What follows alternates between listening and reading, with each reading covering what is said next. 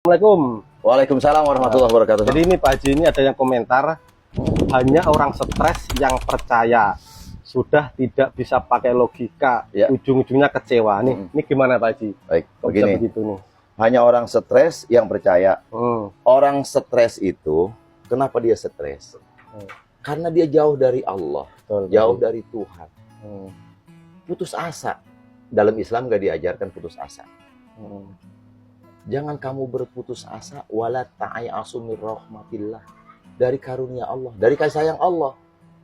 Terus kenapa orang-orang yang ingin belajar dikatakan orang yang stres?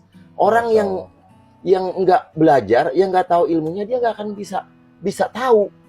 Maka kalau ada sesuatu yang baru, pertama kita pelajari. Di Al-Quran diingatkan, apabila datang berita kepadamu, maka fatabayyanu, tabayun, cari informasi yang sebenar-benarnya dari sumber yang tepat. Betul, Pak Haji. Bahkan dianjurkan pas'au ahla zikri in kuntum la ta'lamun. Bertanyalah kamu kepada ahlinya kalau kamu nggak tahu. Terus kenapa dia kecewa? Karena nggak tahu ilmunya. Betul, Pak Haji. Orang kalau nggak punya ilmu, mau bagaimana? Orang mau berbuat apapun nggak akan bisa. Maka dari pertanyaan ini orang nggak punya ilmu. Betul. Yang pertama. Yang kedua, nggak punya iman. Imannya, yakinnya kepada Allah kurang. Contoh, Allah pesan kepada baginda Rasulullah untuk disampaikan kepada kita.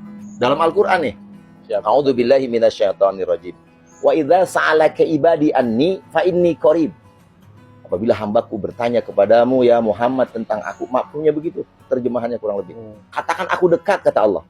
Ujibu da'wata da'i ijadan. Aku akan ijabah.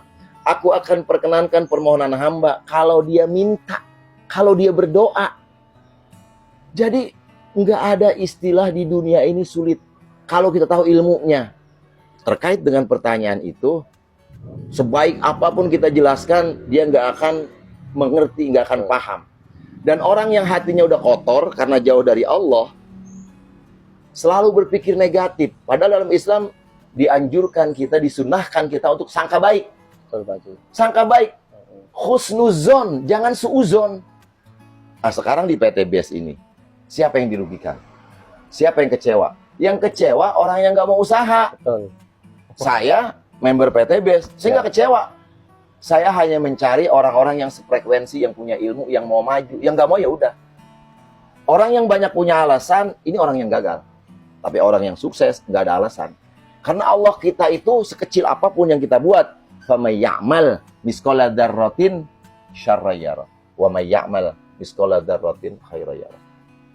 Jadi sekecil apapun kebaikan kita tuh dibalas oleh Allah. Apalagi kita mengajak orang memberikan informasi bisnis PTBS ini. Ini sedekah. Ini ada informasi nih.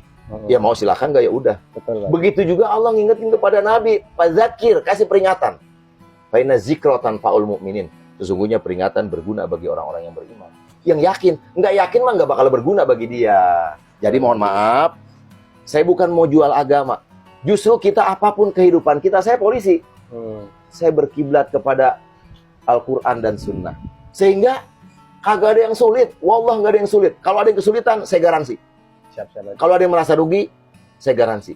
Kalau member saya datang ke tempat saya. Kenapa dia merasa rugi? Karena pikiran dia rugi terus. Di usaha semua ada resiko. Tapi kalau niatnya untuk Allah, itu jadi keberkahan ikhtiar kita. Siap. Begitu Mas Fajar. Ya kasih tahu yang lain Mantap tuh. ya, Pak Haji. Masya Allah.